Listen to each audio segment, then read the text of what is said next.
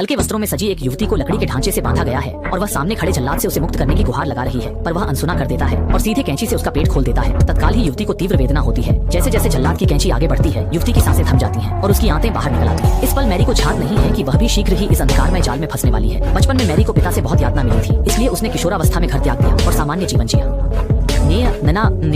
आज उसका काम सफल है और उसका एक प्यारा पुत्र है, पर अचानक उसे पिता की मृत्यु का समाचार मिलता है और यह भी पता चलता है कि पिता ने उसके लिए एक दाग की बारी छोड़ी है, जिससे मैरी बहुत उत्सुक होकर उसे देखने जाती है। रास्ता लंबा होने के कारण मैरी ने बहुत देर गाड़ी चलाई और अंततः वहां पहुंची। वहां पहुंचकर उसकी मुलाकात अपनी मौसी और मौसी तथा पिता के गोद लिए बच्चे एली से हुई। वकील ने मैरी को पिता की छोड़ी संपत्ति का पूरा ब्यौरा दिया और कहा कि यदि वह बेचना चाहे तो दुष्ट मौसी और एली बेघर हो जाएंगे। मैरी ऐसा नहीं चाहती थी, पर उसका बेटा यहाँ नहीं रहना चाहता था, इसलिए मैरी ने उन्हें कुछ धन देने का प्रस्ताव रखा।